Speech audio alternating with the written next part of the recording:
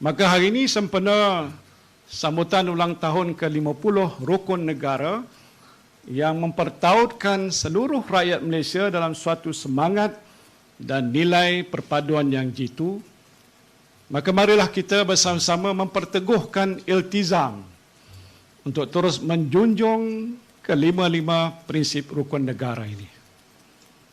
Saudara dan saudari yang saya hormati sekalian, pencapaian kita di masa lalu seharusnya menjadi panduan kepada kita untuk mengharungi masa hadapan yang lebih mencabar. Dengan dunia tanpa sempadan dan juga kemajuan pesat dalam bidang teknologi maklumat, kita seringkali berhadapan dengan isu-isu baru yang kadang-kala menguji tahap perpaduan dan keharmonian rakyat. Pada masa yang lalu, pihak berkuasa menerima banyak laporan mengenai perbuatan ataupun perkataan yang dipaparkan di media sosial seperti WhatsApp, Facebook dan Twitter yang kadang-kala menyinggung perasaan anggota masyarakat yang lain. Walaupun siasatan dijalankan dan tindakan tegas diambil ke atas mereka yang melanggar undang-undang, namun perbuatan sedemikian meninggalkan kesan luka yang mendalam ke atas perpaduan dan keharmonian masyarakat kita. Saya percaya keadaan ini boleh kita elakkan jika kita mengamalkan prinsip-prinsip rukun negara. Pertama, kepercayaan kepada Tuhan. Dan ini adalah prinsip yang paling penting dalam masyarakat berbilang kaum dan agama seperti Malaysia.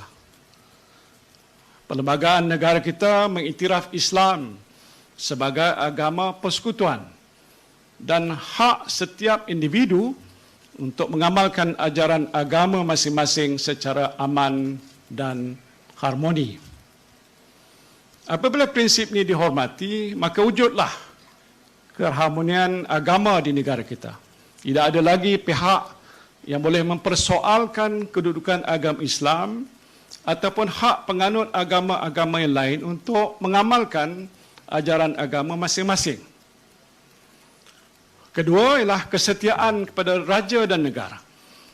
Duli Yang Maha Mulia Seri Paduka Baginda Yang di-Pertuan Agong adalah ketua negara dan lambang perpaduan rakyat.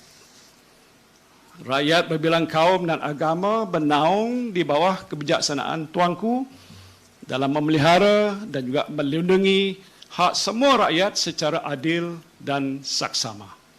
Di negeri tinggi pula, Raja-Raja Melayu dan yang di-Pertua Negeri adalah tonggak perpaduan. Apabila kita setia kepada Raja, bermakna kita juga committed kepada usaha untuk memelihara perpaduan dan keharmonian di negara kita. Ketiga, keluhuran perlembagaan. Dalam perlembagaan negara kita telah termaktub hak-hak rakyat yang mesti dihormati oleh semua pihak. Selagi mana kita menghormati hak-hak ini yang memberikan layanan secara adil dan saksama kepada semua warga negara, maka keharmonian negara kita akan sentiasa terpelihara. Tidak ada mana-mana individu yang tertinggal dan terkecuali dalam nak menikmati hak dan tanggungjawab sebagai warga negara. Keempat ialah kedaulatan undang-undang. Prinsipnya mudah saja. Tidak ada sesiapa pun yang kedudukannya lebih tinggi daripada undang-undang. Jika seseorang didapati melanggar undang-undang, termasuklah menimbulkan kekacauan dan ketegangan dalam masyarakat, maka tindakannya setimpal perlu diambil dengan tegas, dengan segera, tanpa gentar ataupun pilih kasih. Kelima ialah prinsip yang paling penting, iaitu kesopanan dan kesusilaan.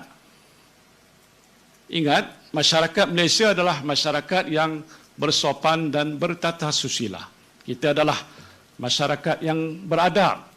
Kita kaya dengan budi bahasa, kita bertimbang rasa, kita berpekerti mulia, dan kita tidak mudah untuk mengeluarkan kata-kata kesat atau melakukan perbuatan yang tidak senonoh sehingga menyinggung ataupun menghina perasaan orang lain.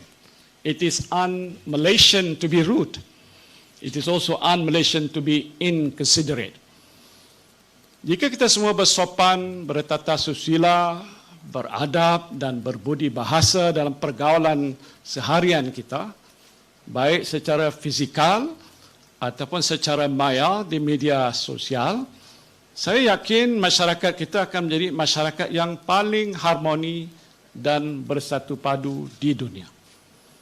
Saudara dan saudari yang saya kasihi sekalian, sebenarnya bukanlah sukar untuk kita menghayati dan mengamalkan prinsip-prinsip rukun negara.